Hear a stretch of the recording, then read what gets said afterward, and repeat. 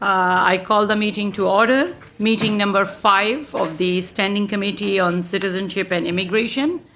Pursuant to Standing Order 108-2, we are here for the study of subject matter of Supplementary Estimates B, 2019-20, Votes 1B and 10B under Department of Citizenship and Immigration. And also pursuant to Standing Order 108-2, study of the mandate of the Minister of Immigration, Refugees and Citizenship. Good morning, everyone. Good morning, Minister. Welcome to the committee. I would like to welcome the Honorable Marco Mendicino, Minister for Immigration, Refugees and Citizenship here before the Standing Committee. It is your first appearance before this committee.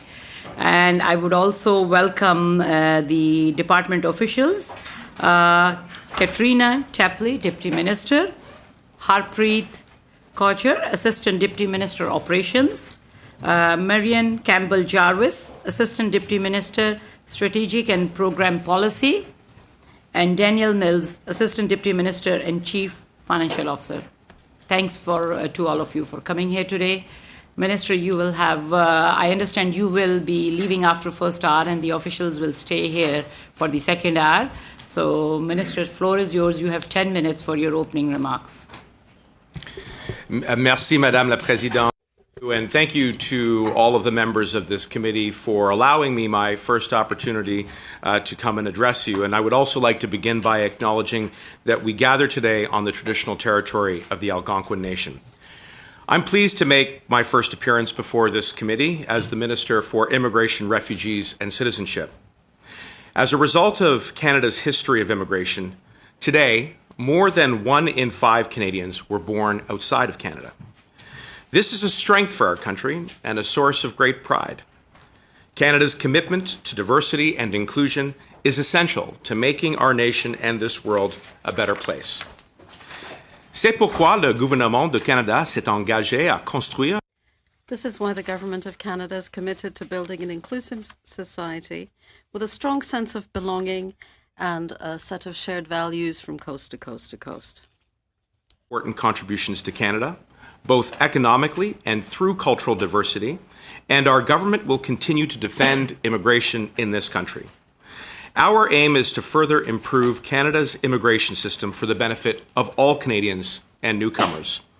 This is no small task. Madam Chair, the Prime Minister has given me a very important mandate, one that is vital to our future economic prosperity, one that is absolutely essential to who we are. And I have already begun this work in earnest.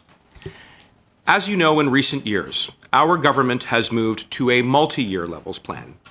This approach allows us to work more effectively with our partners all across the country as we make responsible increases to immigration. My department will soon table its annual report to Parliament on immigration, which will include Canada's multi-year levels plan for the years 2020 to 2022. Immigration builds vibrant and dynamic communities, and it gives Canadian businesses the skills they need to thrive in global markets and to create good-paying middle-class jobs. Our government is working with our counterparts to ensure these benefits are distributed right across the country, particularly in this period where several regions have been affected by labor shortages. Nous vivons dans un monde de plus en plus compétitif. We live in an increasingly competitive world, and we need to seize all opportunities to work together and make sure that Canada remains a world leader. To Geneva and to Germany, where Canada has been recognized as a world leader and as a shining example for the rest of the world on immigration. In fact, recently, Germany invited us to share the lessons that we have learned together over many years. And these lessons have strengthened our system, which has been hailed by the OECD as, quote, the benchmark for other countries when it comes to integration. To seize the opportunity and to stay in that position as a world leader, we are working on various initiatives to enhance economic immigration everywhere in Canada. Let's take the Atlantic Immigration Pilot, for example, which has been a tremendous success. We are building on it to attract even more skilled immigrants to live and work in Atlantic Canada, and we are taking the next steps to making this pilot a permanent part of our framework. In addition, our rural and northern immigration pilot is rolling out in partnership with 11 communities from Northern Ontario to British Columbia. We're also looking at developing a new municipal nominee program to allow local communities, chambers of commerce, and labor councils the opportunity to directly sponsor the workers that they need. Similarly, the Express Entry program is the fast lane for immigrants who have the skills and experience to hit the ground running. And Madam Chair, it's getting results. 95% of the participants under this stream have a job, 83% in their main occupation, and 20% earn more than the principal applicants who are coming in under streams other than the Express Entry. We're also maintaining our commitment to family reunification, and will continue to play a leadership role in refugee resettlement by introducing a dedicated refugee stream for journalists and humanitarian workers at risk, with a target of helping to resettle as many as 250 people per year. To help all newcomers and their families integrate, our government will continue to deliver innovative settlement programming and to further invest in research, support, and employment projects for visible minority newcomer women. Newcomers, whether refugees or from family reunification, give back to their host country by participating in the economic development of their communities. And I know you will be as familiar with their successes as I am. Il est essentiel de soutenir des résultats positifs. It's essential that we support these positive results, not only for new arrivals to Canada, but for our communities across the country. My Cabinet colleagues and myself are working diligently with partners and stakeholders across Canada to achieve that.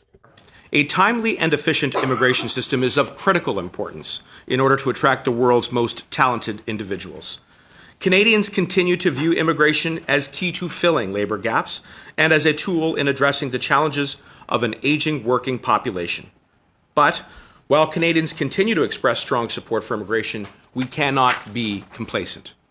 We know that Canadians' continued support for immigration goes hand in hand with our ability to manage the system in an orderly and principled way, and one that is beneficial to our country. Bien que le Canada soit ouvert et Even though Canada is open and generous to the most vulnerable people in the world, we must also remain vigilant in securing our borders while making sure that our asylum system remains open to those who genuinely need it. With my colleague, the Minister of Public Safety, and I will continue to advance reforms and investments in the capacity of the asylum system to ensure it is efficient while meeting Canada's international legal obligations. Madam Chair, we're also improving our immigration system for all of our clients, and this means we must also endeavor to protect them from fraud and from falling prey to immigration and citizenship consultants who are unscrupulous and take advantage of vulnerable people. To that end, my department will implement the new professional governance regime for immigration and citizenship consultants under the College of Immigration and Citizenship Consultants Act, which will bring strengthened government oversight and a new, stronger compliance and enforcement regime.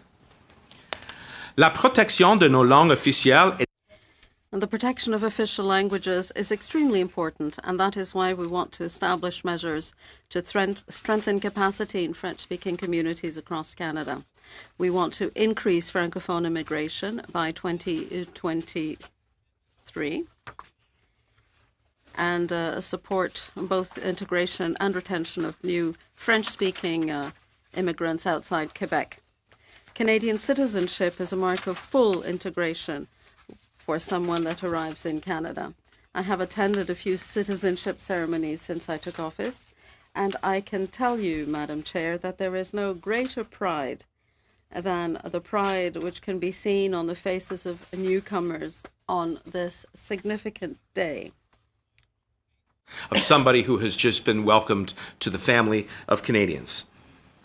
Becoming a citizen is a key of an immigrant's journey, and 86% of newcomers go on to become Canadians. This is one of the highest naturalization rates in the world and something that we should celebrate.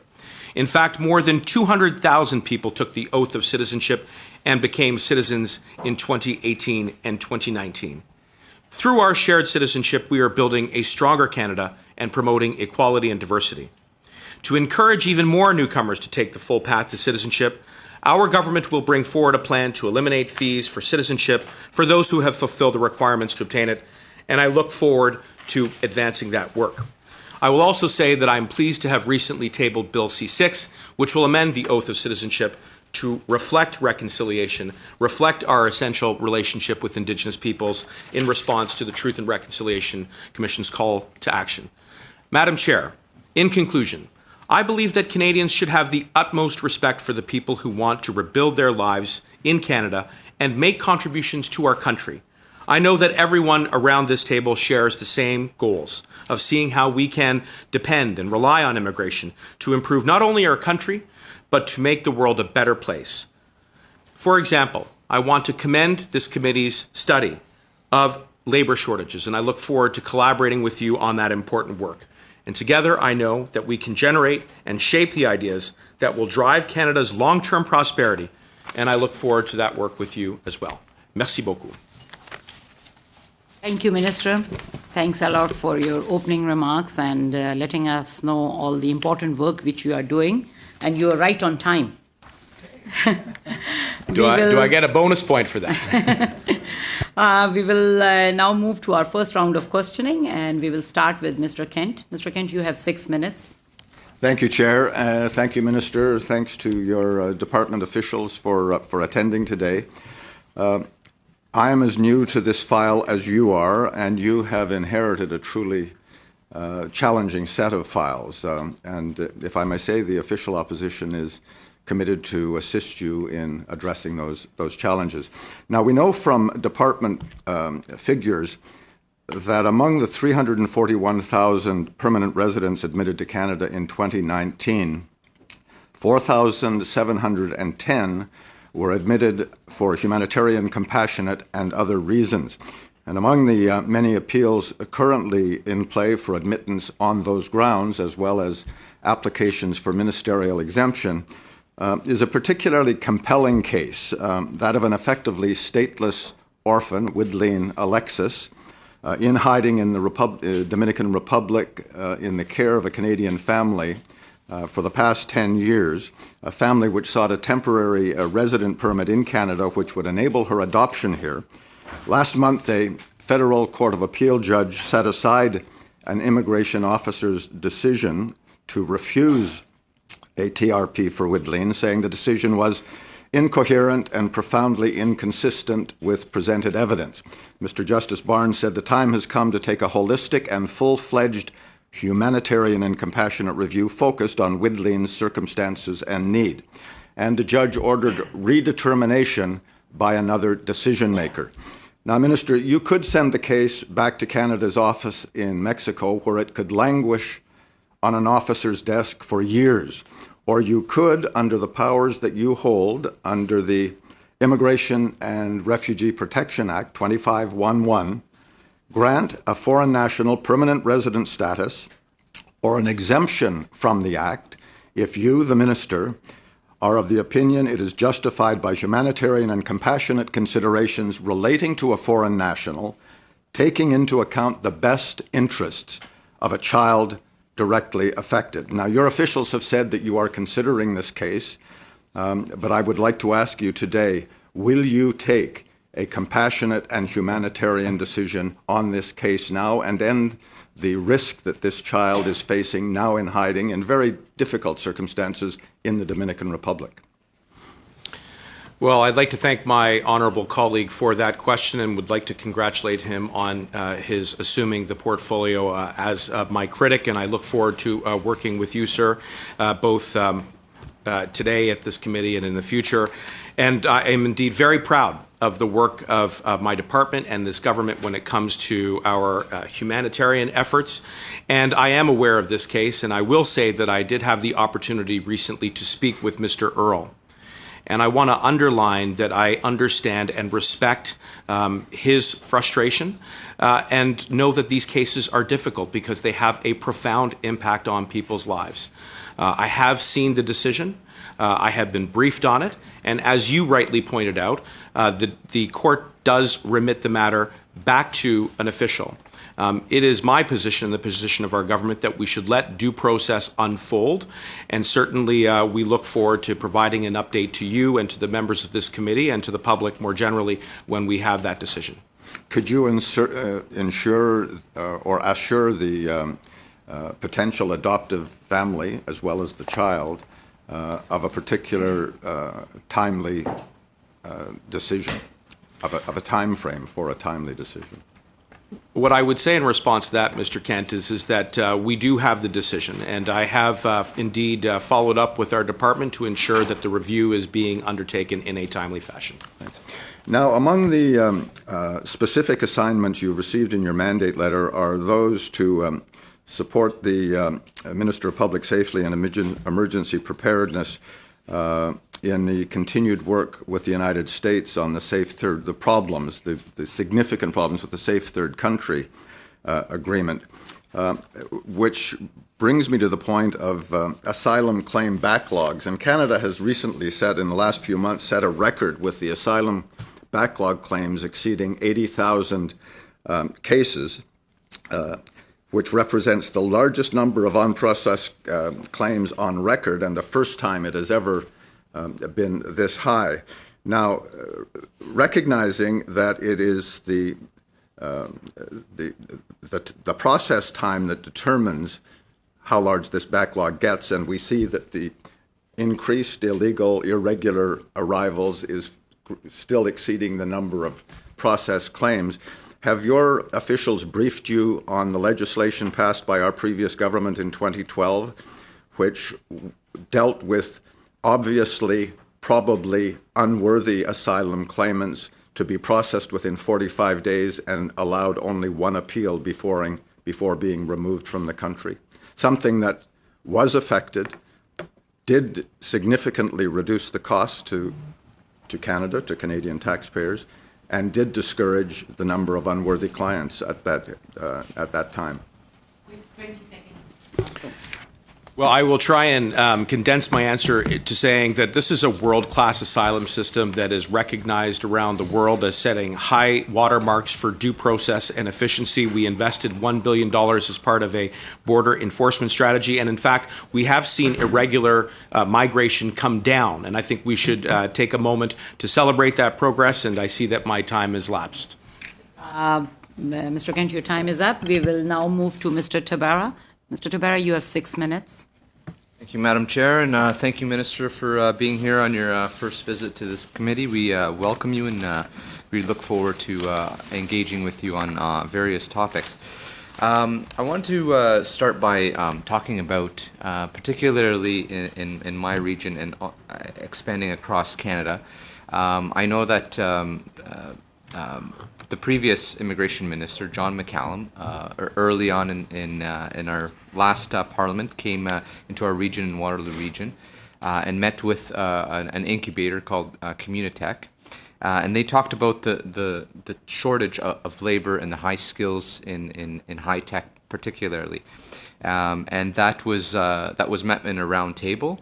And that organization, Communitech, if I can give you a little bit of kind of stats, in 2017 they had around 200 startups there. They generated around $250 million in startups, and they employed hundreds of people.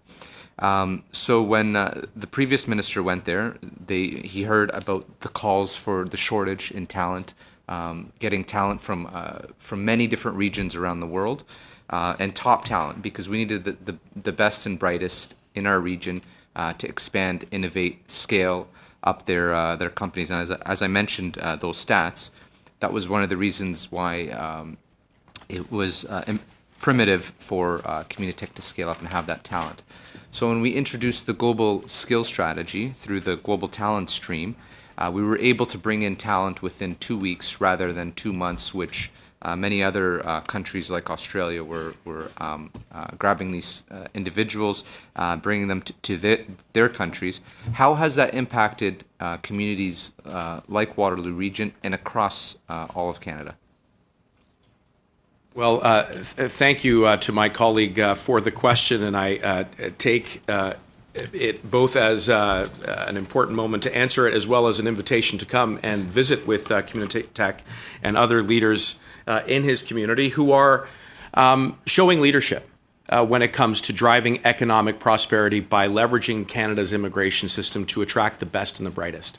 And I think, Madam Chair, my colleague demonstrates with his experience how we can leverage our tech and innovation leaders here to really attract people who present high skills and experience to come and hit the ground running. And I would point to two concrete examples where our levels plan is achieving that success. One is the Express Entry program, where like the individuals who are working at Communitech are able to very quickly integrate into a job and into their communities. The other is the Startup Visa program, and I would just simply point out that here we have seen a number of incubators like Communitech and capital funds and angel investors who are really doing their part to ensure that we are attracting the best and the brightest from around the world. So the types of initiatives that I've just pointed out, we have the Express Entry as well as the Startup Visa program together are driving and attracting economic investments and growth. Just also to continue on to that, we do bring in those that are in the high tech field, those that have proven to have great skills. But also there's another organization.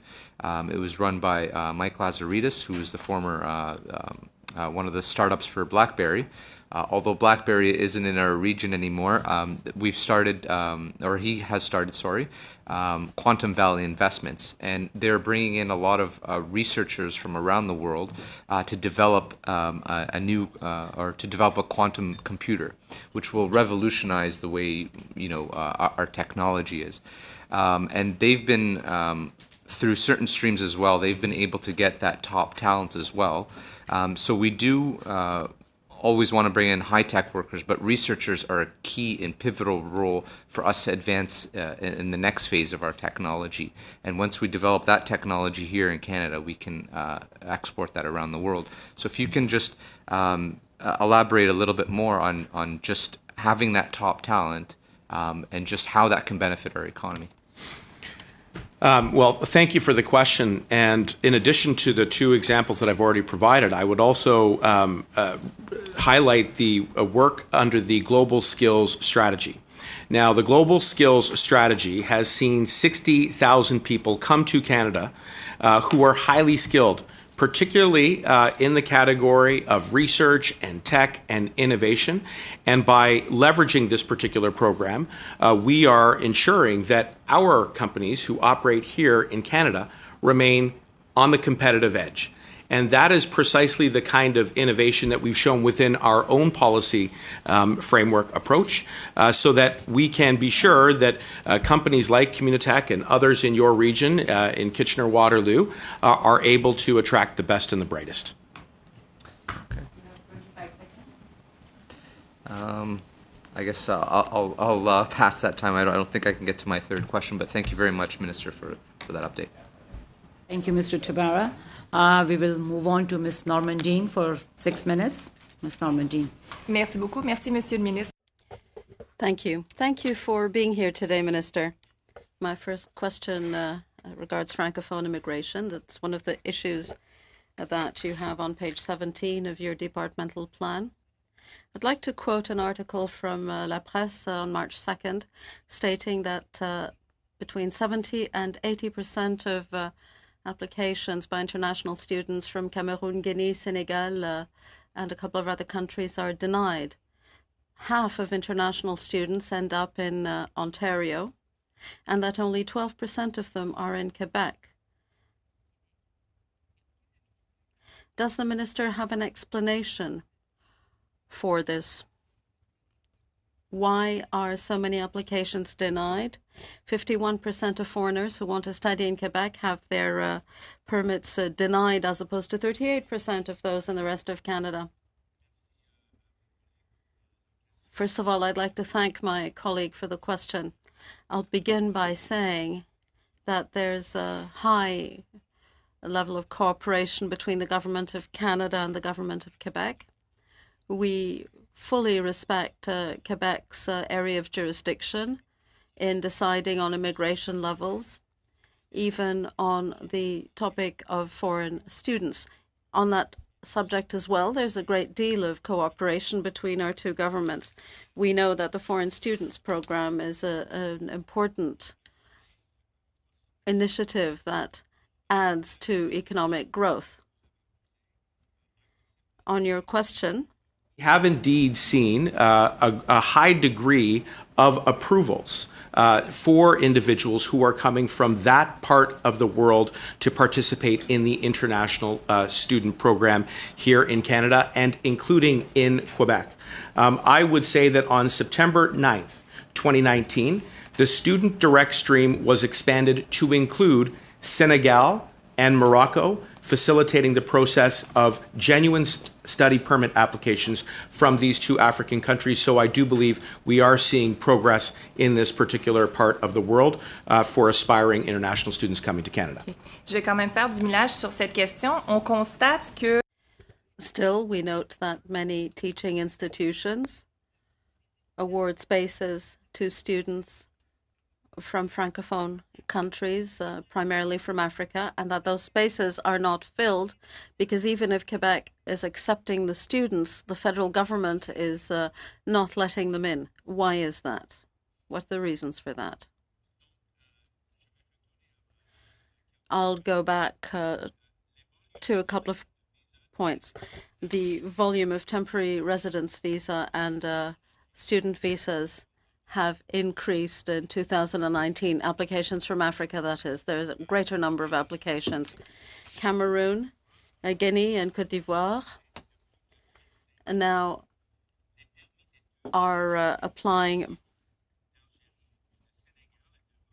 The applications have increased by 25%, whereas applications from Morocco and a couple of other countries have doubled. There are many more applications, therefore, and my department is going to continue working with the Government of Quebec to make sure the program continues to be successful. My next line of questioning is for the Municipal Nominee Program, which is a landmark initiative in your mandate letter. Is it, we have seen that in the agreement, Quebec can select its own economic immigrants. Does the minister agree that applying this would be encroachment into Quebec's area of jurisdiction and would also duplicate procedures in Quebec? Thank you for the question. The goal of this initiative is to continue working with municipalities to make sure we can understand the needs of local communities. And there is a great deal of experience that the Government of Quebec can share with the federal government. When the pilot project is initiated, I will make sure to continue the conversation with my Quebec counterpart. I'm going to have an initial discussion with Mr. Jolin Barrette. It's a very constructive relationship, and we will continue working together. I'd like to clarify my question. Minister, do you plan to apply the program in Quebec, the Municipal Nominee Program in Quebec? When we launch the pilot project, I will speak to my Quebec counterpart, Mr. Jolin Barrette. I will speak to all municipalities interested in taking part in the pilot project, and we will continue doing this hand in hand. If Quebec municipalities say they want the program and Minister Jolin Barrette says, no, we don't want the program, do you know what your position will be? That is why it is so important that we continue to move ahead in a spirit of cooperation. We will now move on to Ms. Kwan. Ms. Kwan, you have 6 minutes. Thank you very much, Madam Chair, and thank you to the Minister and his officials. My first question actually deals with the estimates component. So the overall spending from the ministry, according to the government's website, the planned expenditure is $67.7 million. The actual spending is actually $48.3 million, so that's a shortfall of close to $20 million. On the FTE side, the planned FTE was 613. The actual was 460, a shortfall of 153. So now we go to the program. Settlement targets. It shows that on the website, it achieved one out of three of the results. Targets not met, percentage of clients who received language training services. Yet funding cuts have been taking place for NGOs in delivering of services in support of resettlement. In my own riding, Mount Pleasant Family Center Society, the Circle of Care and Connection program received a funding cut of close to $140,000. For them to maintain their current levels, that funding shortfall would mean that they cannot sustain the program. That means the outreach workers to the refugee community has been slashed significantly. So I'm very troubled by this. The NGOs actually had a discussion with officials prior to their funding allocation. And the webinar that took place, in fact, officials told NGOs that the funding model from IRCC would actually be improved and resources would be redirected particularly to support the small and local nonprofits. This association that I mentioned is a very effective small local organization, yet they received a significant funding cut. Why is that? Especially when your ministry actually underspent.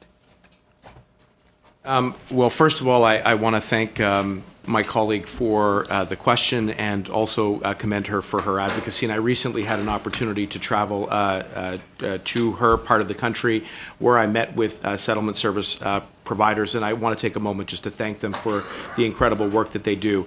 With regards to the specific numbers, I will defer to my officials who will elaborate on that.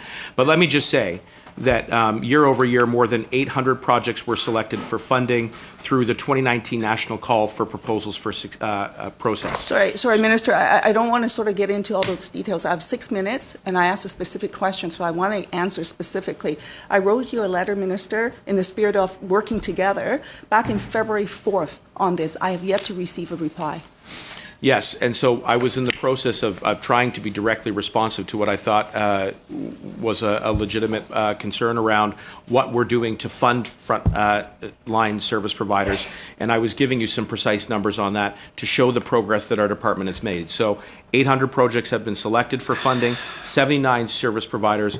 We have a very robust settlement service providers system, and I've seen the benefits of that system firsthand in my travels in my early months. And with all due respect, Minister, I appreciate those lines, but the reality on the ground is that people are experiencing funding cuts. Some of those organizations that you visited actually receive funding cuts. There's programs that has been eliminated. In spite of all this grand talk, the reality on the ground is different. This is what I'm telling you right now, Minister, with these specific case examples, and I have more to come. So I want to raise this issue, and I would ask you to go back and look at those numbers and talk with the officials to see how it is that those organizations receive the funding cut when your department underperformed on the resettlement services and particularly on the language training component. So that is a real issue for many people on the ground. If we want people to resettle successfully, they need to be supported. And the funding cut is not helping it. And your ministry actually had resources within your ministry, and you underspent by $20 million. So I'm going to park that with you, Minister, and we can have a further discussion about that. I want to raise another issue with respect to this. The ministry, your mandate letter specifically outlines, quote, continue work with the United States to modernize the Safe Third Country Agreement, end quote. When the government said modernize, and that word's been used previously, I want to get clarity. Does that mean to say that the government is looking for ways to extend and expand the Safe Third Country Agreement? Well, first, let me just say just a few last words on your previous question. Briefly, this country sets the high watermark for our resettlement work. We've been recognized by the UNHCR and other organizations, and we should always be proud. Is there more that we can do? Absolutely, and I look forward to working with you on that subject. And $20 with million regards to your more. question on the STCA, Canada and the United States enjoy the most secure border in the world. The STCA is an important instrument to ensure not only the safety of Canadians, but also to ensure the due process that should be afforded to refugee claimants. Yes, Mr. Minister, I just want to understand the mandate letter. When you Yes. say modernize the Safe Third Country Agreement, does that mean to say that the government is planning on expanding the application of the Safe Third Country Agreement? What I would say in response to that is that my specific mandate is to support Minister Blair, who has been asked to move forward with the modernization of the STCA. We are in contact with our counterparts in the United States, and those discussions will continue. What does modernize mean? Does that mean that it's going to expand the usage of the Safe Third Country Agreement? It means to... I can provide a very short answer. It means to continually reassess this agreement. Thank you, Ms. Kwan. We will now move on to our second round of questioning, and we will have Mr. Seaback. You have 5 minutes. Great, thank you. Minister, I'm going to try and be very quick in my questions and direct, so I hope you can give me a very succinct answer. 2 weeks ago at this committee, we learned that visitors' visas are no longer being processed in Chandigarh. On what date was that decision made?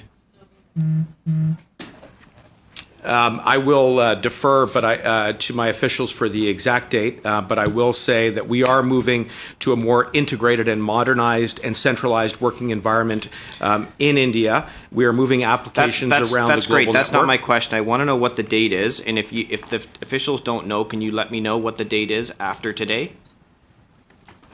Let me, Madam Chair, just mention that the point is that we moved gradually some of the decision-making out of Chandigarh because of capacity. It is not completely removed out of Chandigarh. There are still processing happening in Chandigarh. Okay, that's not what you said 2 weeks ago. You said only complex cases are being processed in Chandigarh. Is this a different answer now? So the complex cases still mean that there is processing which is happening over there. Are there any cases other than complex cases being processed? Yes, there are other cases which are being processed. Visitor visa cases? Visitor visa, yes. Okay. Who made the decision? So it is an operational component where we actually depend on where is the capacity which exists in the network. We are optimizing our network so as to make sure that all the processing happens in the time standard in which we are supposed to do that. So there is a lot of intake because of 2 visa application centers in the vicinity of Chandigarh and Jalandhar. So the intake is quite a lot. We have capacity in Delhi. That's how operationally we move the applications around.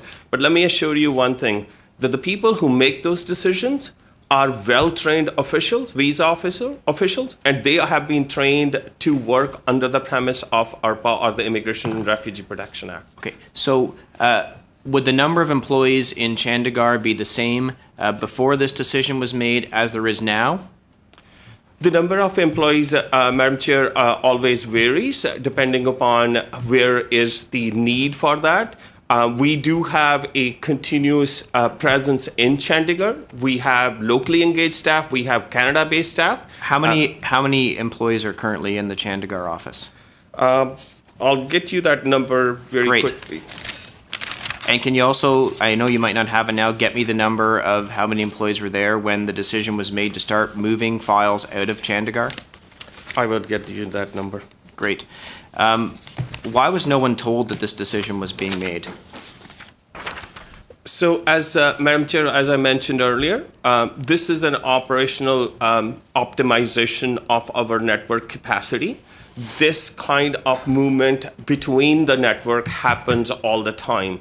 This is a way how we can actually, again, I might be repeating myself by saying, making sure that we stay within the processing time standard, which is set, so that people or the clients get optimal client service. So we continue to move our files around where the capacity exists, and depending upon what is the intake of the applications. So are you suggesting that the processing times for visitors' visas through the Chandigarh office is now faster than it was before this decision was made?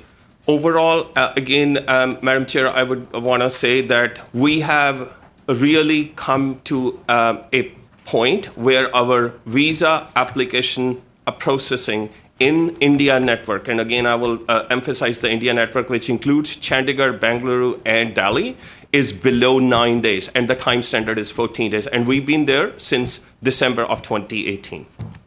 Okay. So, Minister, you proceeded with Recommendation 94 on the Truth and Reconciliation Commission, which was to add words to the citizenship oath.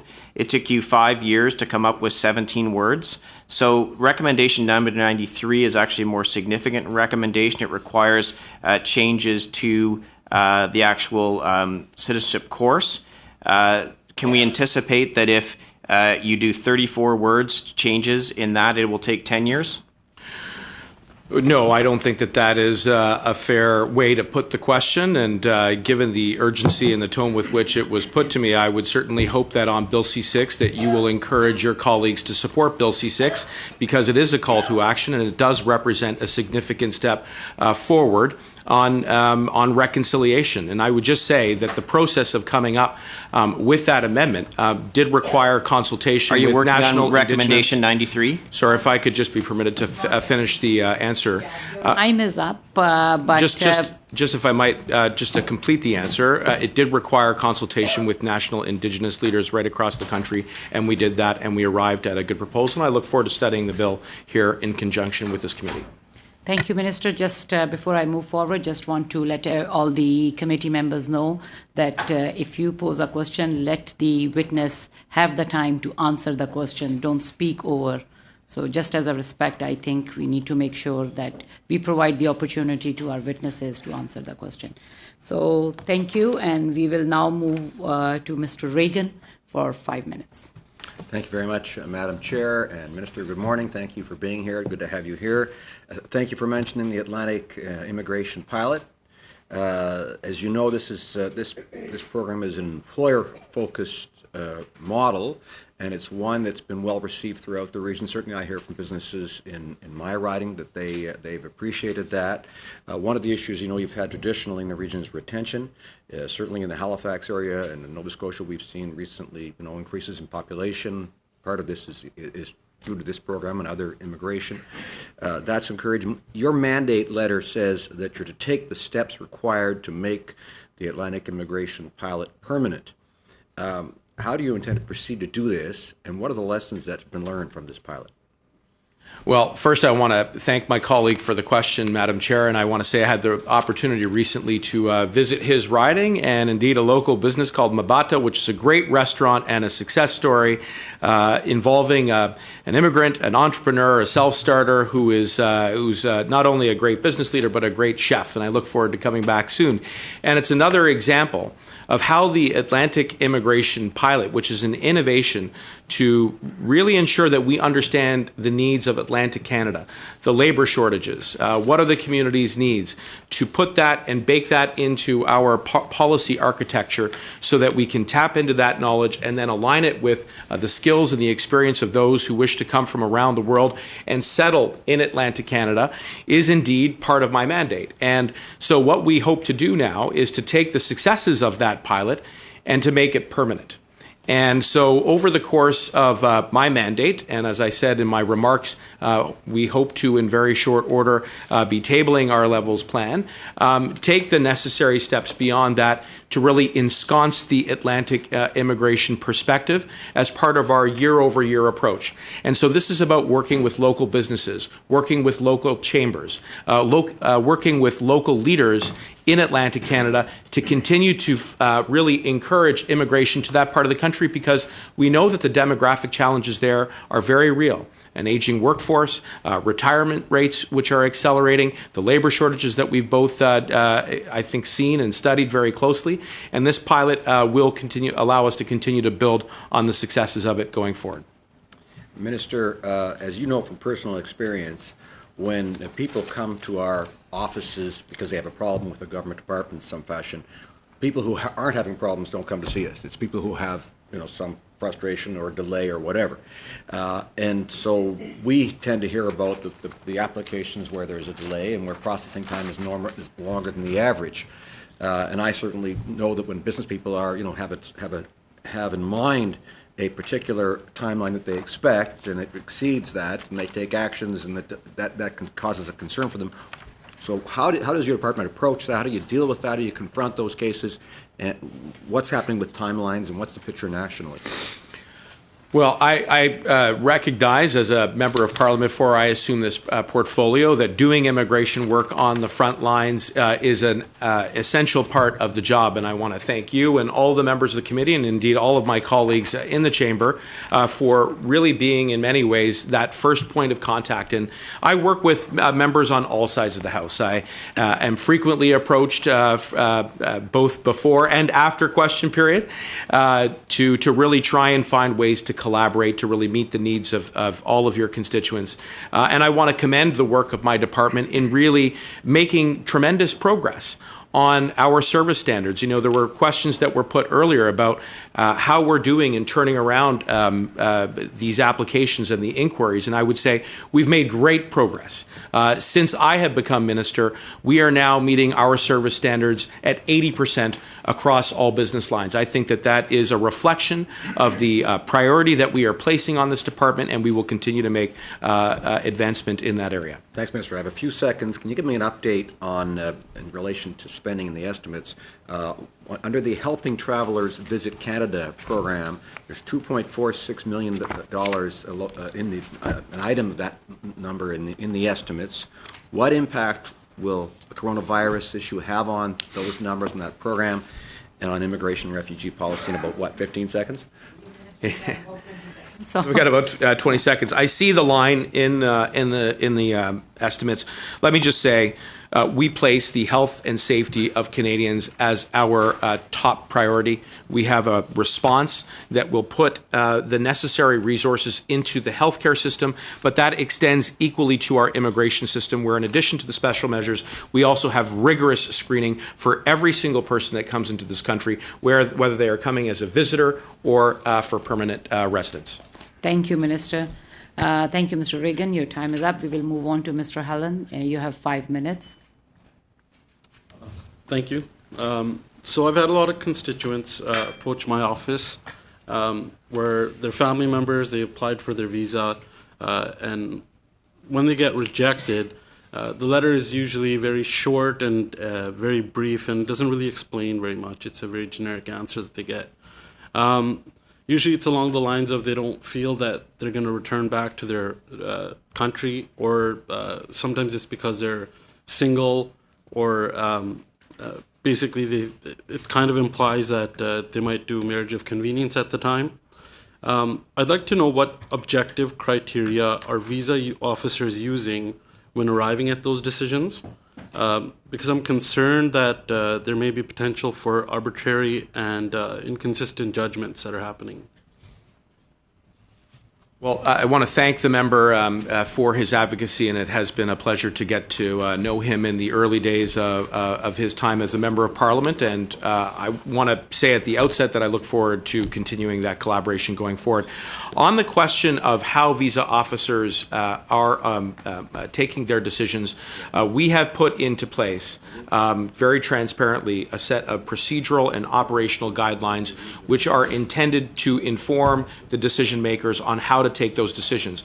The purpose of those guidelines is to ensure a number of things. One, that those decisions are taken fairly, that they're taken in a manner that is consistent, and that they're taken in a manner that is timely. And obviously, we do take those decisions very seriously. They're made in a very professional way. And when there are questions about how those decisions have been taken, my office remains open to try and answer them. Okay, thank you. In the 2017 mandate letter to then Minister Hussein, there was a commitment to conduct a review of the visa policy framework, including its application to the transit of passengers through Canada in a way that promotes economic growth while ensuring program integrity. May 31st, 2018, in this committee meeting, my colleague, the then Honourable Michelle Rempel, questioned the Assistant Deputy Minister at the time of Strategic and Program Policy that the department promised to deliver its review of the visa policy framework within this year. When will that be done? The Assistant Deputy Minister responded that it would come within a few months. Obviously, it's 2020 now, and it's over a year. We're in a new parliamentary session. Was this review ever completed? Can you explain the review's findings in regards to my concerns regarding the reasons for visa refusal that I highlighted previously? As this predates my tenure, I'm just going to defer to my colleague, Deputy Minister. Thank you, Minister. It predates my arrival back at the department as well. So I will commit to get back on that. On this, one of the things that we have worked hard on is the transit with a visa program, because this is so important to the airports in Vancouver and Toronto as well, and has been an important model. So we have worked closely with them. We have put improvements of the program in place, so I'm happy to get back with the formalities of that. But as we've continued to make those improvements, and Madam Chair will get back to the committee with the study itself. And just as a follow-up, if we could find out why the review was late, and also why that review doesn't appear in the new mandate letter. So is it still a priority? Yeah. That's what we'd like to know. As the Deputy said, we'll be happy to come back to you and to the members of this committee with that answer. Okay, thank you. That's all I have. You have 1 minute. Okay, thank you. We will now move. Yes, you have 1 minute. Oh. Extra. Nice to see generosity among colleagues at the committee here. That's good.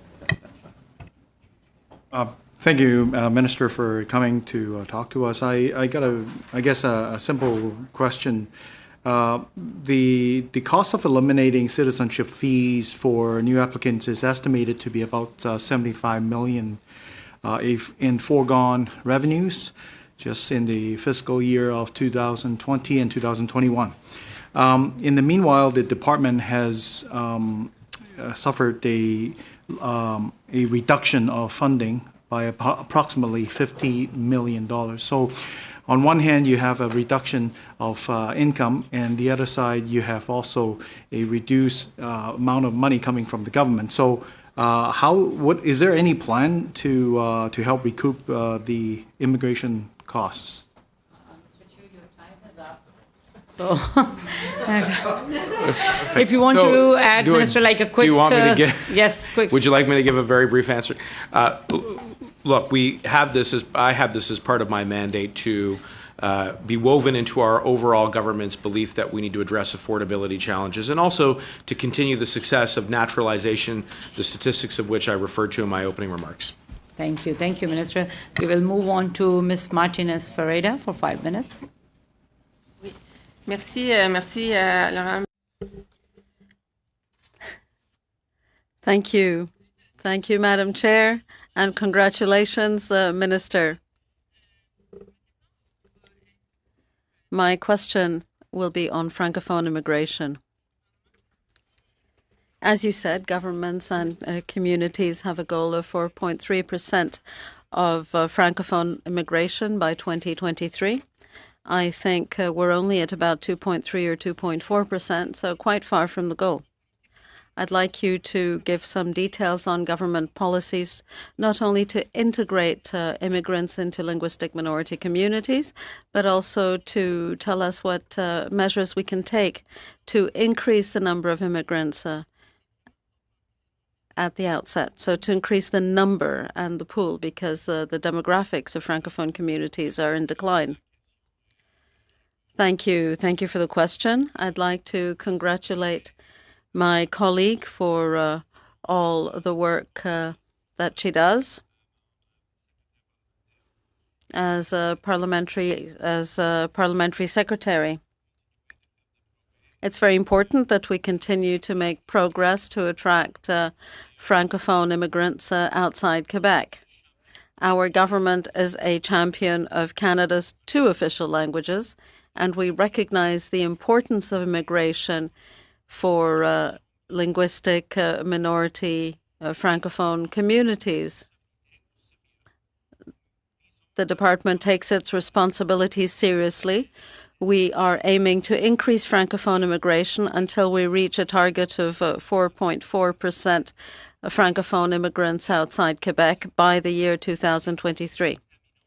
We are examining measures that will help us determine the best way of achieving the target. I traveled to Alberta, where we're actually seeing real concrete progress in partnership with a number of settlement service organizations who want to help us. Il veut nous aidons de continuer de.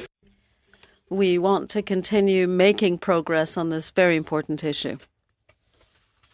Thank you. My second question. I'd like to hear you on the labor shortage. We will be studying in this committee, studying how immigration can help with labor shortages. But I'd like you to tell us how you believe we can better integrate various levels of skill. What relationships does your government have with the Department of Labor, for example, of employment, to make sure that we can deal with the labor shortage at all skill levels?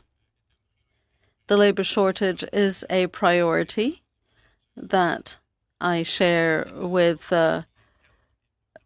my colleagues. It is a very important issue for the success of our economy.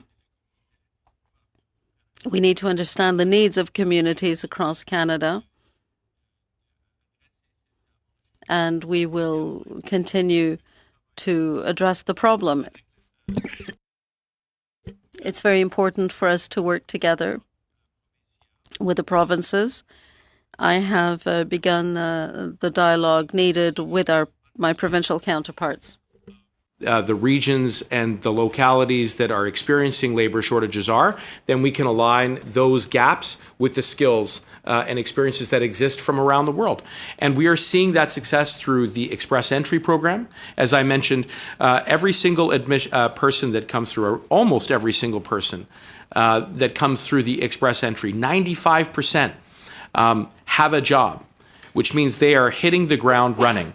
Over 80% of those individuals are getting a job in the primary occupation of their choice, which tells us that that particular facet of our plan is working, and it's working well.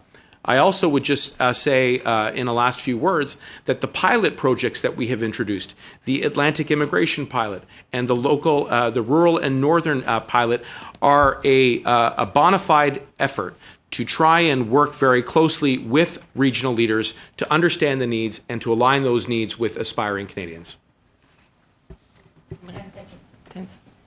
Okay. Thank you. Merci.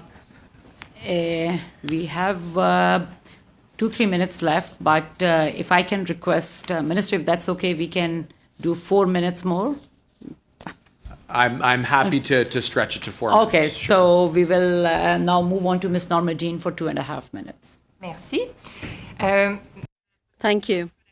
My next question is fairly simple and should be able to elicit a yes or no answer. I'd like to know whether the department has studied the possibility of using Section 10.3 to suspend the Safe Third Country Agreement.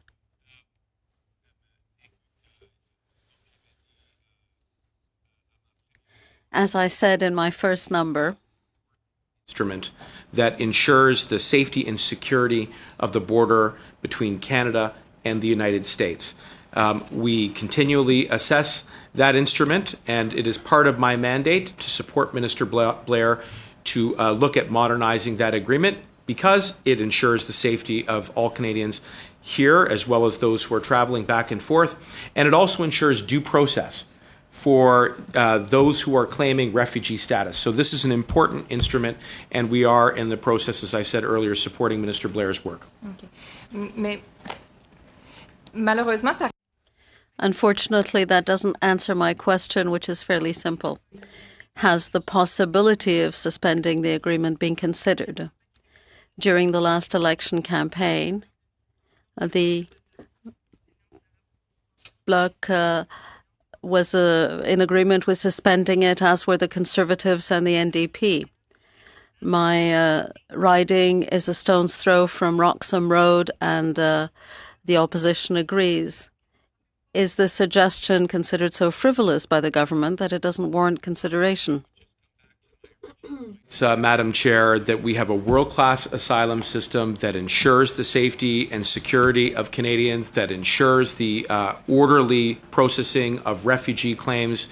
We have seen progress on reducing irregular migration, as I pointed out to my colleague, Mr. Kent, earlier. And a part of the overall strategy is having the resources that are necessary to ensure the regularly processing of those claims, and by also modernizing or looking at the potential of modernizing the SCCA, which I am doing in conjunction with my colleague, Minister Blair. Okay. Thank you. You have 5 seconds. Okay, so we will now move to our last round of questioning. Ms. Cohen, you have 2.5 minutes. According to the government's website, on their service standards, in fact, while the target is to aim at processing applications 80% of the time within standard, reality, the provincial nominee program, the process performance is at 5% of standard. The Quebec Select Skilled Workers program, the performance is at 2% of application within standard. The skilled trades program via express entry, which the minister is very proud of, performance standard is 38% of application within standard. So while setting standards is great, but you're not meeting them for these critical areas. So I want to highlight that again, tying it to the fact that the ministry underspent and cut staff, FTEs, significantly by close to 200, and yet these are the kind of performances that we're having. Is it a wonder that we have such long wait times in processing? So I want to highlight that as an issue. The other one, at the last committee meeting, your official actually said that when a form is missing in an application or a signature or some sort of thing is missing, that they would actually contact the applicant to have that fixed instead of sending the whole application back. I have 2 active cases where the application was sent back, and as a result, people's work permit had expired, right? And it created great problems for them.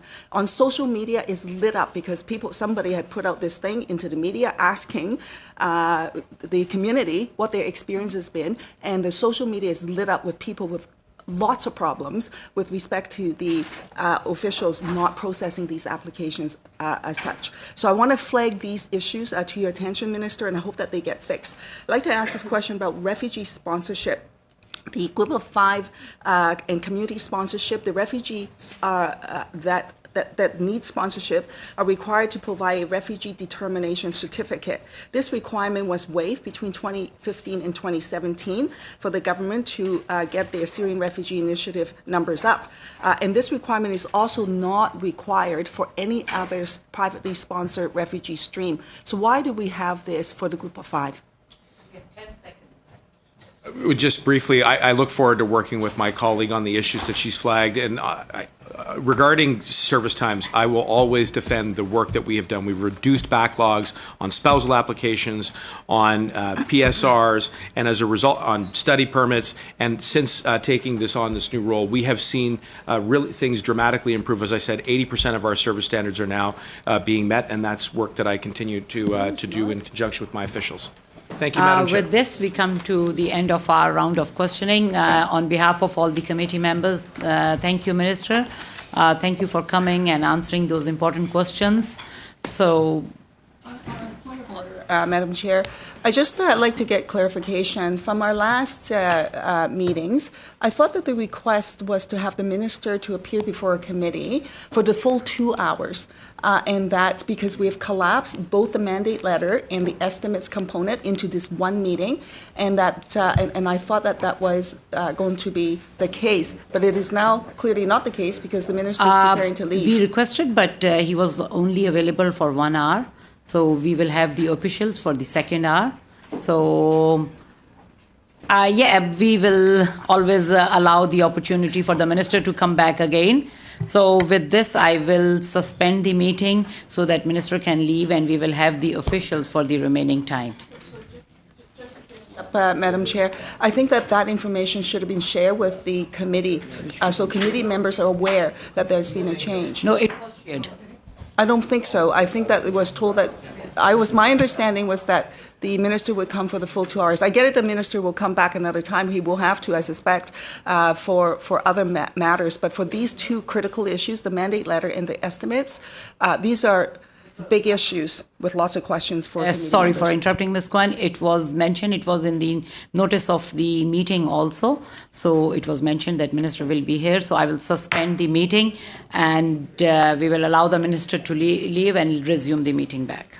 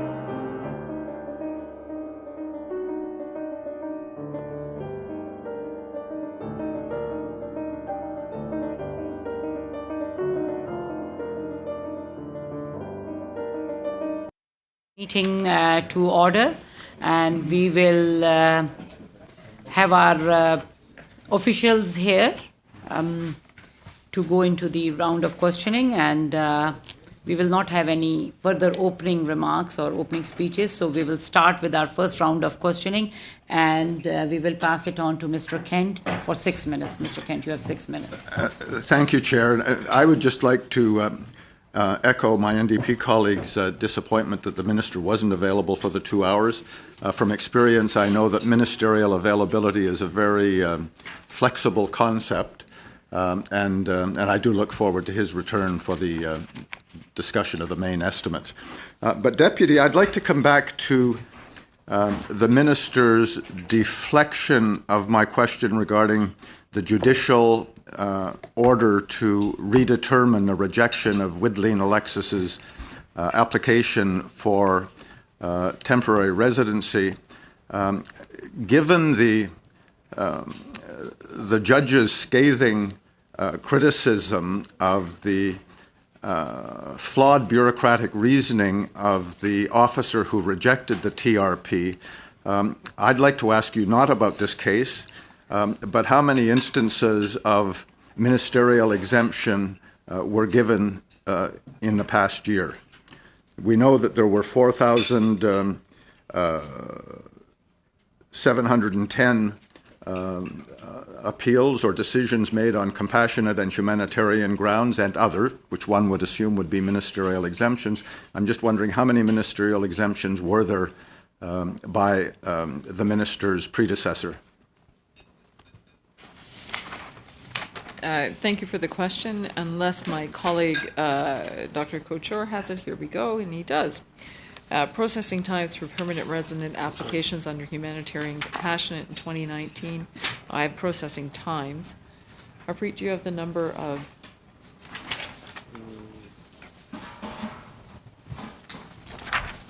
I'm just looking. Madam Chair, I'm happy to get back to the committee with that answer.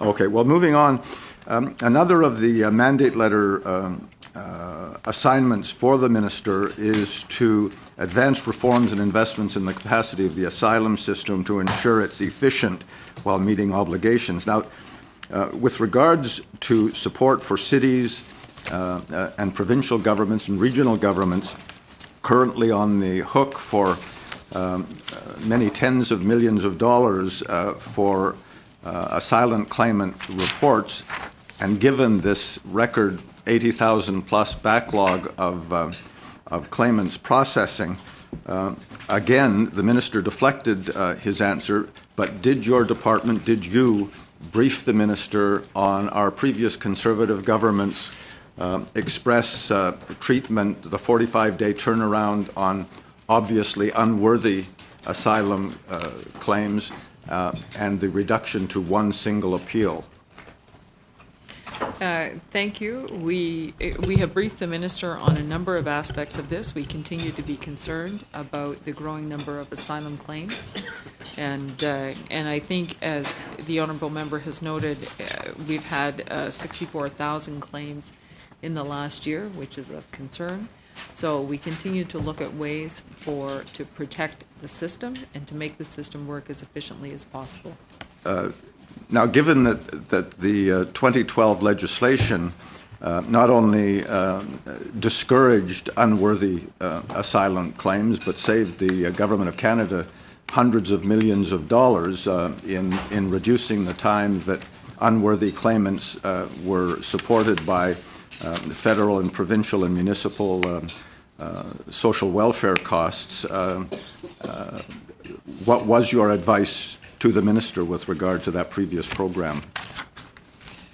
Well, Madam Chair, I think our advice takes a number of forms to the Minister of things that we want to look at, and a number of things the department has done in the past, or a number of things that we have done with money from Budget 2019, and how we want to continue to invest in the asylum system. So those discussions are still ongoing with both Minister Mendicino and Minister Blair, and we continue to make strides from the money that was received in Budget 2019, and we will have to see what comes for the next part. Well, now the City of Toronto is in the midst of budget considerations now, and they have revealed that they require for support for their emergency shelter, and they've doubled their shelter capacity for refugee claimants, many of whom we're told will ultimately be found to be unworthy and they will be asked to leave the country. $76.9 million in 2020 the city will require to continue its program to temporarily house family refugee claimants, $22.2 million to continue supporting the IRCC in delivering the regional response after 2020, and $13.1 million to continue the Willowdale Welcome Centre temporary response site for refugee singles. What plans does the department have to recommend in this budget this compensation to the City of Toronto and to other cities in Manitoba and in Quebec for the support of asylum claimants? We continue to work very closely. We have provided $88 million to the City of Toronto to date. We are in discussions with the City of Toronto now over continued assistance to the City of Toronto, as we are with the Government of Quebec. Thank you. We will now move on to Ms. Dillon for 6 minutes. Good morning. The first question I have is regarding sponsorships and spousal work permits. A lot of constituents feel they have been discriminated against because officers are not always fit to understand the nature of their relationship. As we know, in many cultures, people do not live together prior to marriage, and in some cases, marriages are even arranged. Does that automatically disqualify somebody from sponsoring their spouse, even though in their view the relationship is bona fide and they plan on spending a lifetime together with their partner? What kind of measures are being taken to make sure that officers are receiving cultural sensitivity training and help in understanding the many cultural nuance that exist across the world in many, many countries? I want to thank you for that question. It's an important question. So we continue to invest and update on two types of training for our officers. One on cultural sensitivity training, because I think it's a really important point that you raise, but the other is bias training as well, and to make sure that our decisions are as fair and as open as possible. If I may, and I apologize, Madam Chair, we do have the answer to a question that was asked previously, and that is in terms of the number of times the minister exercised his authority in the past year. Dr. Couture has found the answer. It was 27 applications by the minister out of 4,302. So that was the number of times. Sorry. Sorry, who was that answer directed at? I'm sorry, that was question by Mr. Kent. Okay. So I'll come back to your question, Yeah. which is we continue to invest in those two types of training, which we find very important to understand and to continue to assess those applications in a fair manner. If there are specific applications, we're always happy to look at those. Okay, and can you talk to us a little bit about the bias training? John. Madam Chair, I'll take this opportunity to try to expand a little bit. So we, as Deputy pointed out, we have two types of training. One, which is based on what is the actual the local knowledge or the cultural aspect. So I'll take an example from our major source country, which is India. So we have in what we call in our own lingo an India Academy, where when the people go there for the first posting, who are the decision makers or the temporary duty officers, they are actually given a complete 2-week package training in which what are the sensitivities of the different regions in India, where our visa application centers are, what is the cultural norm, how would you assess those applications. That training is based on complete local knowledge, availability of complex cases which are provided to them, and that prepares them and based on that, we also do a buddy system in which the new people who are arriving there as decision makers, they are actually buddied up with the people who are more experienced, and that's how we actually gradually bring them in. And the bias training specifically is based on the fact that the applications, when they come in, they are handled by different parts of the continuum. For example, eligibility is done by a different set of officers, admissibility for different. So it takes away the bias if there is any existing. But we are very much focused on this, that the merit of the application determines what is the result of that. Okay, perfect. And Madam Chair, I'd like to point out, maybe if witnesses can be instructed, that the question they're asked, the answer to that, because time was taken out of something I had to inquire about. We can give you extra 30 seconds in regards to if that was the case. Okay, and how much time do I have left? You have like now total 1 minute left. Okay, perfect. So very brief question. When a constituent applies... Yes. It is 6 minute round. Sorry for that. It's okay. So when a constituent applies for a temporary resident visa for the first time, they're also required to submit and pay for biometrics.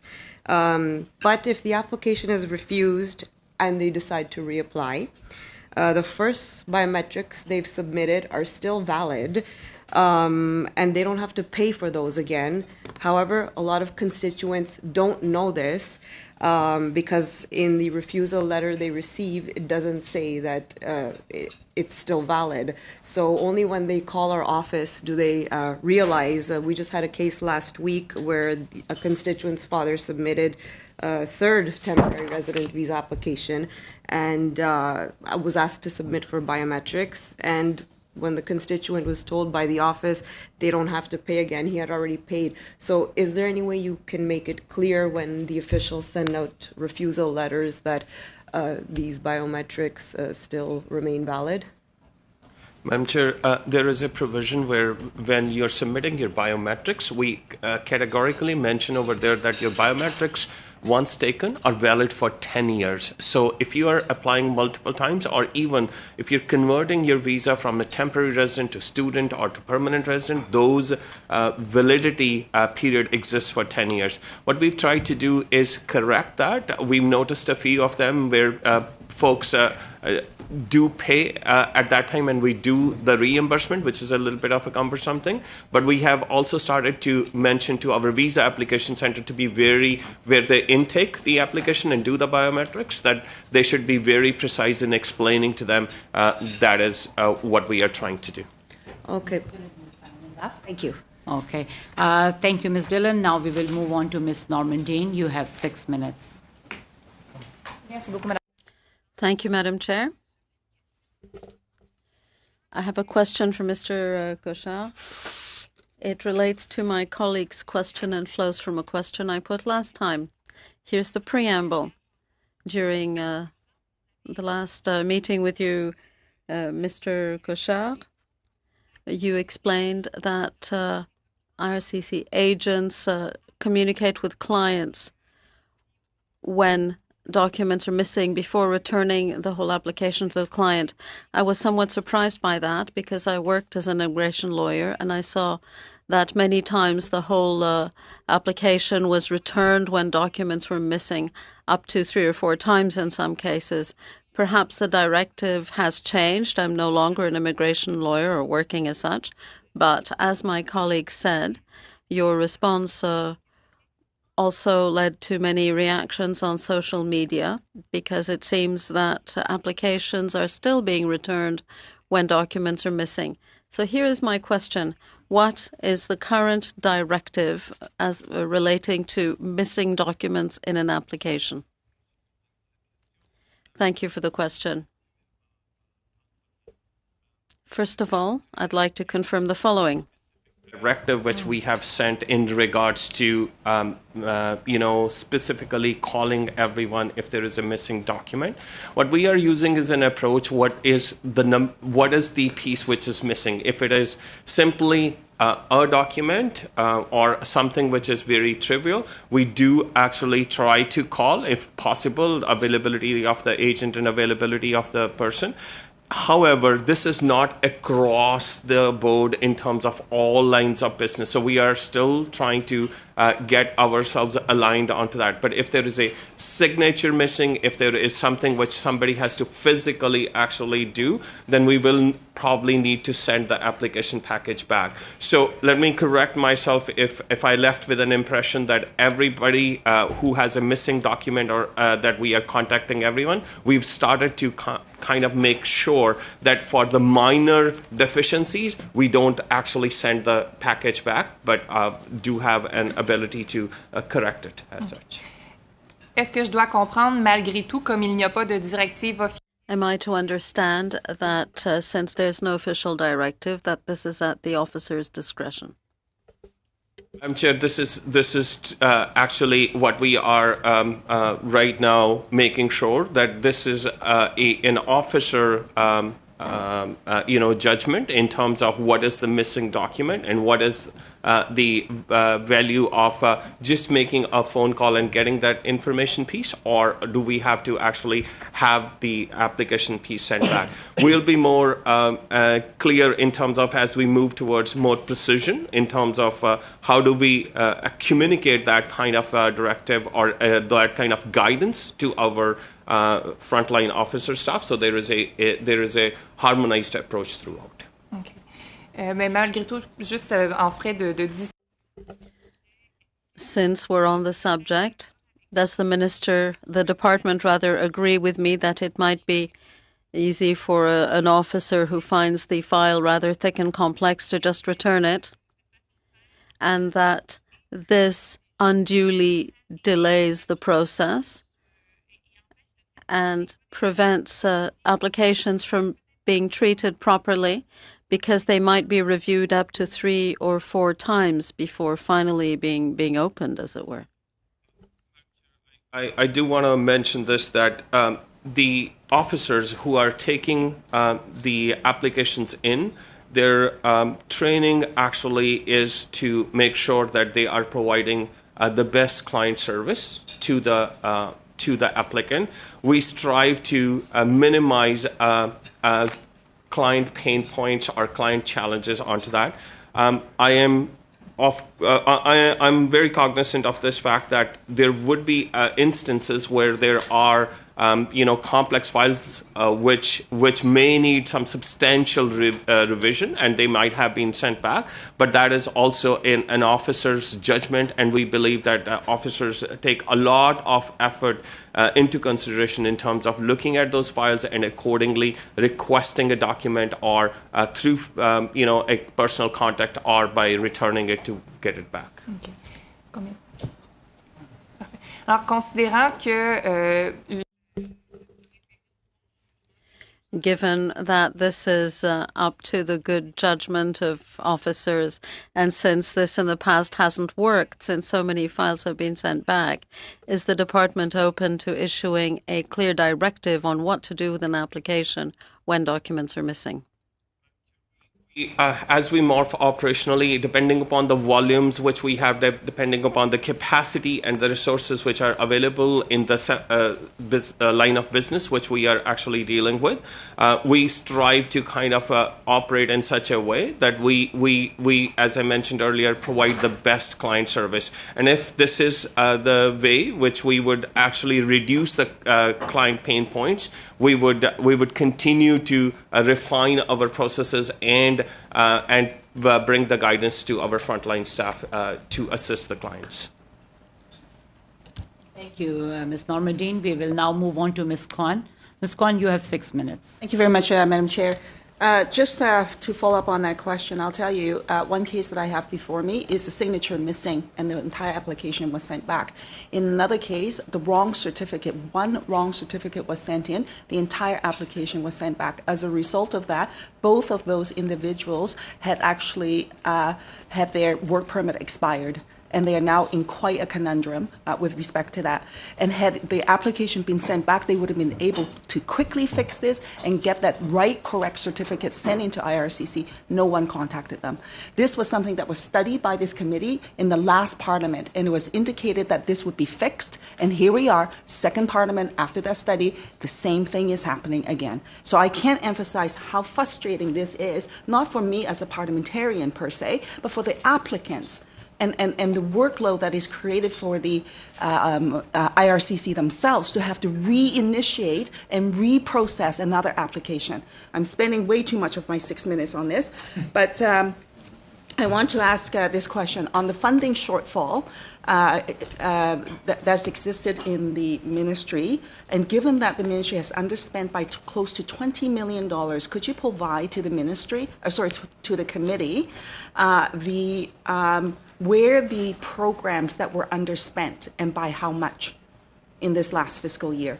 And I would really like to see that. So, for example, if you get into resettlement services on the grant applications and for each of the areas, what's the differential in terms of actual spending versus allocated dollars? If I could just get an acknowledgement, I suspect you don't have those numbers right here today. If I can get an acknowledgement that that would be passed on to the chair for the committee, I would appreciate it.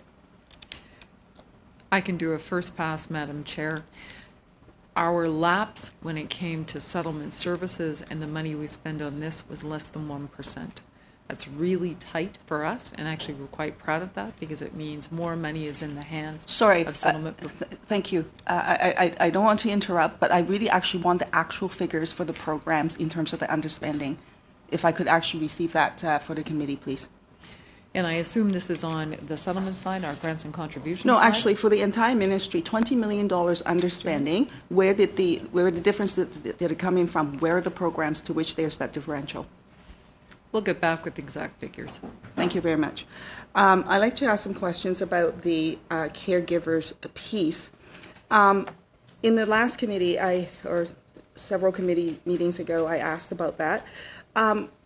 Could you provide the committee with the figures on how many caregivers since 2014 have received their PR, and how many of those applications are in process? If I can again get confirmation that we can get that figure, that would be appreciated. I have most recent year figures, but I don't have since 2014. So again, we're happy to come back with that figure. Okay, thank you. And for the people who have been denied in terms of the application, in the last committee I asked for a breakdown of that. Could you make sure that that number also includes the interim pathway process under that stream of the people that have been denied of the application? Yes. Okay. On the caregivers program, is proof of funds required for a caregiver to apply for permanent residence under the new pilot? Yes, there is a proof of funds that's required under the new pilot. Okay, and what type of proof of funds is required? Is it an actual bank deposit or proof of income or wages? What is required? What's required is proof that you can sustain yourself when you come to Canada, so we're prepared to look at a number of different documents on that. Harpreet, do you have the exact guidelines? Or Dr. Could you Kocho, provide sorry? that to the committee, please? I wonder actually for all of the guidelines, specifically under these two new programs, what are the specific guidelines to which the caregiver must show? So aside from the proof of funds, which is actually not on your website, by the way, it doesn't actually really indicate that. So it'd be really good for the public and members of parliament to know what exactly are all the requirements and the details of how one would be able to show that they've met those requirements.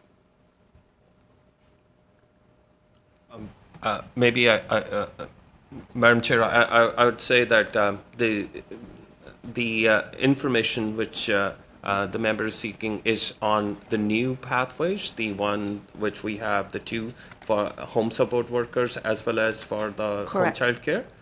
we can provide that information, but it's very much as such depicted in the pilot. When somebody applies for that, they will be assessed for their ability to sustain themselves and their dependents in Canada to begin with. And that's a officer discretion as such. There's no numerical value which is actually put onto that.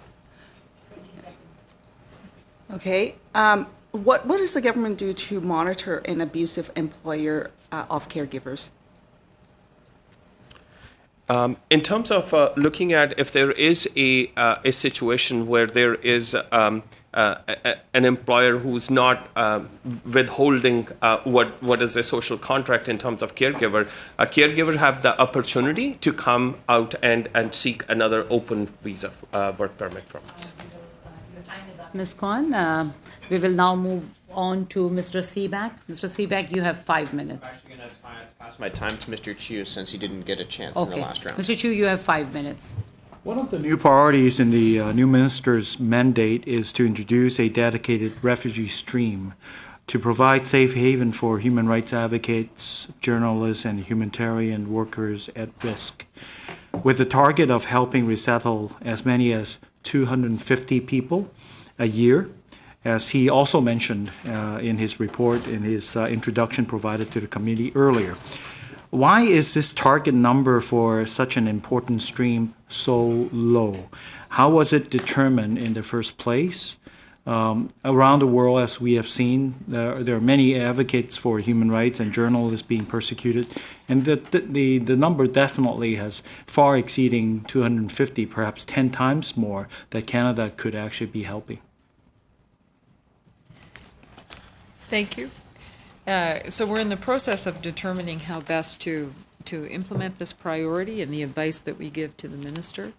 250 may sound like a very small number, but it's actually quite high when we look at our overall picture of how many refugees we resettle and what Canada does in that regard in terms of protected places. So I think what we'll be doing is assessing that number. Once we get a program established, once we look at the criteria around that, we'll continue to assess what the needs are around that. But we actually think 250 from our point of view on business, although the member is certainly correct, the need is great, is actually a significant number for what we do.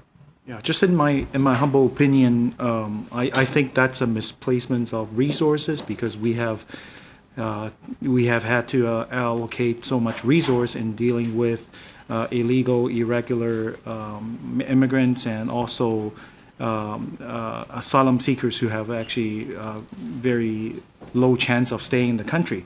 And instead, there are actual people around the world that requires our help that we are not able to help because we're lack of resource. Anyway, my second question is we have as a local MP, I have frequently received requests for help with visa denials where the sponsorship of visitors was denied due to financial concerns. A few constituents, for example, some are actually quite established, prominent business owners in the Greater Vancouver area. They have even sent their banking information to RLCC to show that they have considerable financial capacity as guarantor. Why are their requests still being refused for financial reasons then?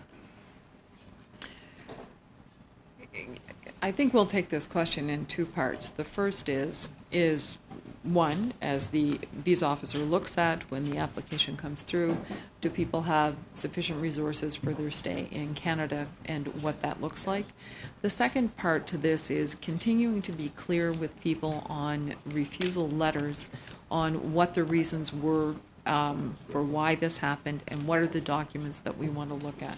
Dr. Couture, do you want to add to that? Certainly. Madam Chair, the aspect of sponsorship, which is somebody who is actually putting in a sponsorship that there is enough money once they land here, is one aspect which we take into consideration by the visa officers. The other aspects which we do take into consideration are, what is their standing over there, their ability to come back after they visit, their travel history, their ability to provide that documentary proof so that the visa officer is convinced that the purpose for which the person is actually traveling, that is fulfilled. So there are a multitude of factors which are taken into consideration before a refusal is made. Yeah, Doctor, I appreciate that explanation. But in the cases that I've provided assistance for, they are both prominent businessmen in Canada, and the visitor being sponsors are a prominent business person in India, and the department still turned down the request, even though the sponsorship side has provided guarantee to the department. It bothers me that there is a sense of being difficult to many of our applicants. So, to the best you can actually provide us as member of parliaments that how we can actually help advocate cases like that. That would be much appreciated. My third question that I have is department. I can read very, very, very fast, but not 7 seconds. Thank you. Thank you. Now, next we have Mr. Reagan. Mr. Reagan, you have 5 minutes. Thank you, Madam Chair. 7 seconds is rather challenging, that's for sure. I have a couple short questions, and then my colleague, I think Mr. Sabera, may have some. I asked the Minister earlier about the Helping Travelers Visit Canada program, which has $2.46 million in the estimates. And I asked about, and I guess he only had a moment to reply, maybe you could provide me more information about what impact the coronavirus will have on this kind of a program, as well as on immigration and refugee policy and your practices generally. What are you having to adjust? So perhaps I can start with that. COVID-19 or coronavirus is obviously having an impact on travelers coming to Canada. We'll start with China. As you know, we use visa application centers in China to help facilitate the arrival, particularly of temporary residents. At the end of January, around Chinese New Year, the Chinese government closed a number of businesses, closed a number of things that were there, and so those visa application centers were closed. They have just this week started to reopen on a very limited closed hours basis. 10 of the 11 visa application centers we have in China.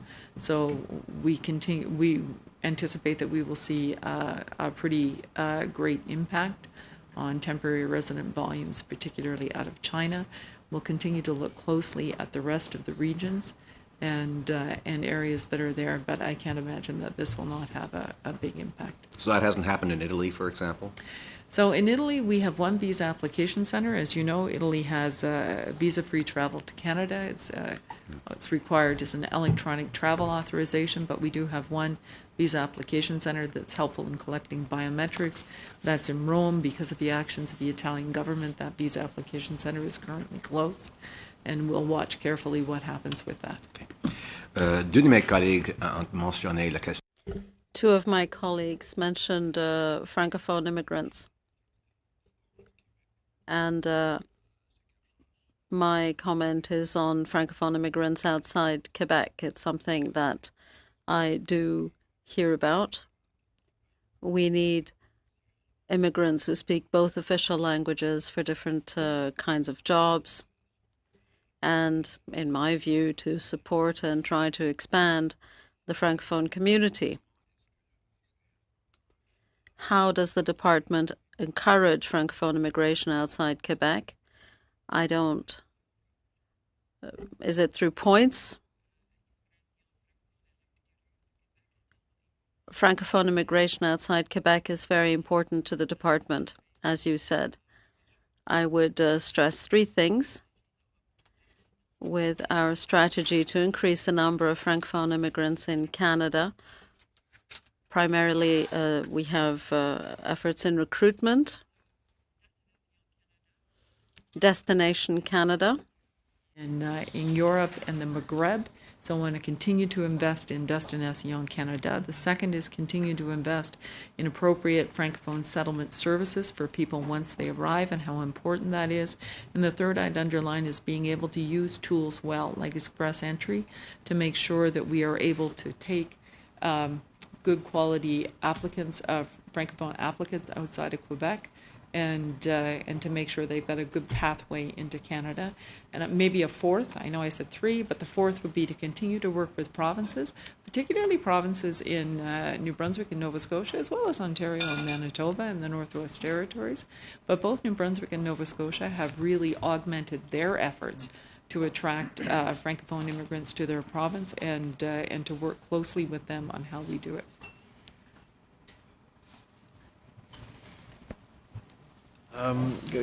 First question, obviously on the immigration front, granting of visitors visas is so important, and obviously with the coronavirus impacting many events, including the Collision Conference in Toronto, which was supposed to happen in June, which would have brought 30,000 people to the city of Toronto. That's been cancelled, which is quite unfortunate. So I obviously hope this resolves itself, and I want to say thank you more than anything to the folks that work at IRCC. Our office deals with them, and the individuals coming through, and for the most part it's seamless, and so I thank you for all your efforts and work to all the employees. My question relates around the interaction between the federal government and the provincial government, specifically in Ontario, on the ONIP program, the Ontario Nominee Program. How is that interaction? How is that level of cooperation between the two levels? You can have another opportunity to get your answer because your time is up. Oh, sorry. We will move on to Mr. Kent. Mr. Kent, you have 5 minutes. Thank you, Chair. And Deputy, before I pose my questions, full disclosure, my wife and I are private sponsors of 3 Syrian refugees, and my questions are informed by fairly close experience with a number of sponsorship agreement holders.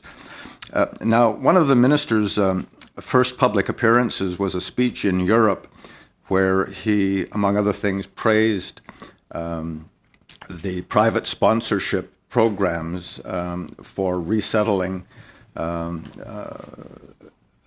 refugees in situations across the country, as we have over the decades, going back to the Vietnamese vote people, and sort of fulfilling the reality that in 2018, Canada surpassed the United States in terms of becoming a world leader in refugee settlement. But I know that you are aware that a number of SAWs, sponsorship agreement holders, were greatly disturbed and concerned a year ago when you changed the obligations of sponsors, which at least one of the SAWs characterizes as going from humanitarian support and resettlement of refugees to a spreadsheet obligation. And I know that this spreadsheet obligation was explained to the SAWs in terms of trying to establish equivalency with the way your department processes government-sponsored refugees and allocates the costs assigned to them. But I just want you to know, and I hope that you've informed the minister, that this new program has imposed, again, spreadsheet obligations that many very compassionate private sponsor groups, and I know that the department on its website talks about sponsorship agreement holders as religious, ethnic, community, or humanitarian organizations. Many of them simply don't have the capacity to abide by your new rules, and many are considering dropping future private sponsorships because they can simply not cope. I wonder if you could respond to that continuing concern and criticism, and whether or not the minister has been advised to reconsider and get back to some of the in-kind support, which very often makes a difference. Again, going back to the Vietnamese boat people, where people were taken into homes and provided not necessarily with the cash, which is, they're committed to give an equivalent, but they aren't also required to actually meet those cash obligations and the accounting procedures to confirm that support. Thank you for that question, and a personal thank you to you for your support of resettled refugees in the Syria movement. You're right, we have had a number of conversations with the Minister about sponsorship agreement holders and wanting to make sure that we maintain that appropriate balance. And so we've continued to work closely with sponsorship agreement holders. I am, dismayed to hear your take that some would back away from sponsoring refugees in the future. So what we want to do is we'll continue to work, and we've redoubled our efforts on this. And I think we can probably invest in some capacity building here as well, and to make sure that sponsorship agreement holders are in really good stead.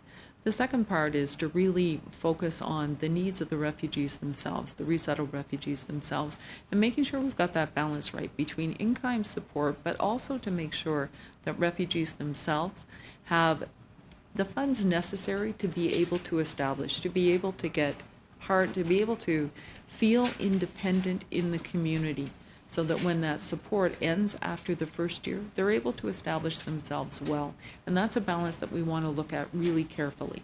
And where we've moved a little in one direction, like we want to be able to recorrect, we want to be able to continue to uphold that proud humanitarian tradition. But you do recognize, and you've informed the minister, that there's a very real difference between government-sponsored refugees and the support that they may not get in the same way that they do by private sponsors, ethnic communities, religious organizations, and so forth. And that very often the in-kind support continues for years beyond that original formal one-year obligation. And those are discussions, I can absolutely assure the honourable member that those are discussions we have had with the minister. Thank you. And we will now move on to Mr. Tabara. Mr. Tabara, you have 5 minutes. Thank you, Madam Chair, and I'll split my time first with Mr. Sobera, and I'll let him continue first. Follow up on the collaboration on the federal provincial governments on the ONIP program and so forth. I was going to give you a one-word response, which was excellent. We have good cooperation with Ontario on the provincial nominee program, and we work very closely with them. The November 2016 changes to the Express Entry program, specifically the changes in terms of the awarding of points, whether you have a job offer or don't have a job offer. Before November 2016, a majority of, or almost, I think it was actually a majority of applicants under Express Entry had a pre-existing job offer to come to Canada, and then under the changes afterwards, it's the reverse situation. Can you talk about some of the skill set changes or skill set impacts that have happened due to those November 2016 changes, please? Or anything that you've come to a conclusion that you've seen? Thanks. We continue to examine, we look really closely at what happens under Express Entry, who's coming through, what the point score is, what we offer points for. And so the changes that you talk about really focused, I think, on some specific occupations. So if I cast my mind back far enough, what we worried about at the time with the really enhanced points for job offer is that we were seeing a number of people come through Express Entry that were food service counter supervisors, that were a number of different occupations, and we worried that they were crowding out different occupational categories like IT workers, where there was a great deal of need. So we think the adjustment has really helped to sort of put a better balance between those two things. There are still points for a job offer, it just wasn't as high as what it was. Yeah. And it's on the website, the IRCC website with the reports, but we are seeing a different configuration of source country immigration because of different skill sets from that. You are seeing a bump up in certain areas and a bump down significantly in other areas in terms of the skill sets. And my comment to that is a lot of employers are demanding certain skill sets, and the supply potentially is not there to meet those skill sets because of the reverse onus in terms of before you needed you could have a job offer to meet your demand, and now it's based on your number of points, which is slightly different. It's a slightly different system. So I think it's important to look at things in conjunction with one another. And so global skills strategy, which enables employers to bring in workers in high demand occupations quickly within 2 weeks to Canada. And the pathway between temporary and permanent on that side, we think is pretty good. Where people coming through and having a great deal of success under Express Entry. Right. The global skills strategy is something fantastic that we put in. Marwan? I wanted to continue on to that and specifically turn to the trades. We were always saying that we have a shortage in trades, for skilled labor, etc. Can we not find a way to kind of expedite, like the global skill strategy almost, to fill in these gaps, particularly in the trades and construction? I know sometimes certain members might not meet certain requirements, but if we can maybe alter the point system specifically in this field so that we can fill that short gap. Madam Chair, there is a specific category under express entry that focuses on skilled trades, and to make sure that we've got a good pathway for skills trades workers to come into Canada on this. Global Skills Strategy attracts a variety of talent, and but it's not the only pathway for skilled tradespersons to immigrate to Canada. Most came through other programs. Provincial nominee programs have been an important source for skilled trades as well. Other high-skilled programs, too, where people come through, so it's not just the Federal Skilled Trades Program where we're seeing individuals come through on that, but it's something we're happy to continue to examine.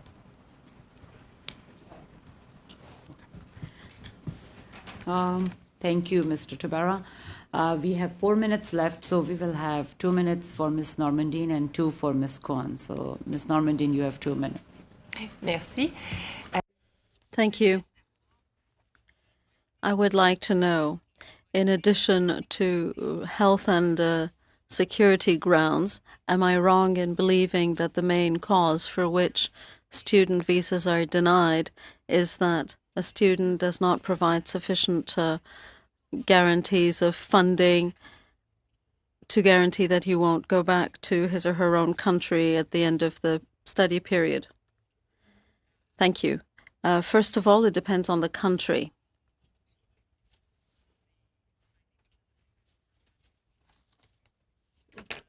Issue was Nigeria, and in Nigeria we've gone to great lengths, I think, to put in a new program where we can better examine, with the cooperation of the government in Nigeria and the central bank in Nigeria, a real source of funds around that and try and reduce some of those integrity concerns, so we have a smoother pathway for students coming in. Okay. Parfait. Alors, si je vous demande... So, if I were to point out that one of the intentions of the government of Quebec is to have students remain in Quebec when they finish studying, don't you see a contradiction between what the Quebec government wants to achieve to make sure they stay and the federal government's desire to see them leave? Thank you. That's a good question. We admit over 300,000 students a year, and it would be really nice for all of them to stay, but we don't have level space around 300,000. So what we want to do is continue to ensure that we have a decent pathway for students to do well under express entry, to do well under our additional programs. In 2019, of the economic category, I'm going to say over a quarter of those who were successful in the economic category came in as international students. We're pretty proud of that. Thank you. Your time is up, so we will have the last round of questioning from Ms. Cohen. Ms. Cohen, you have 2 minutes. Thank you very much. Just to clarify, in my last round, I asked for the information with respect to program shortfall in terms of the budget. Could we also get those numbers in terms of FTEs as well per program? Back onto the caregivers program, if an applicant has a occupation-specific work permit issued under the new pilot, can they work for 2 employers provided that they're from the same occupation? Just 1 second. Dr. Couture, would you have an answer for that? I think so. I think the answer is yes. So if I understand the question correctly, ma'am, if they have a visa for our caregiver program under occupation specific, they could work in the same occupation with 2 employers. For employers to hire migrant caregiver under the new pilot program, do they need to meet a certain household income to be eligible?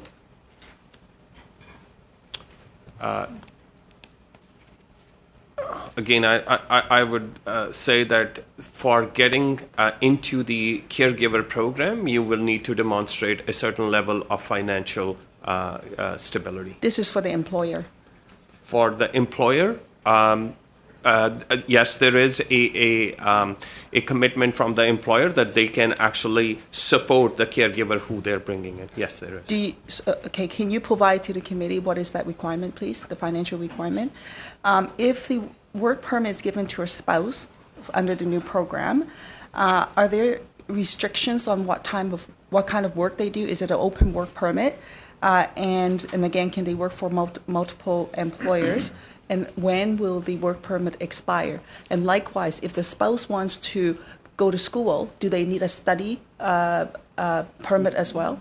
Yep. And so, if I may, open work permit, it's absolutely open work permits. Yes, they could work for multiple employers. Study permits are also provided to immediate family to help families when they come to Canada. As for expiry, Harpreet? It's Okay, we'll come to the end of the meeting. I want to thank all the witnesses for appearing before the committee. Thank you for all the work which you do, and the meeting is adjourned.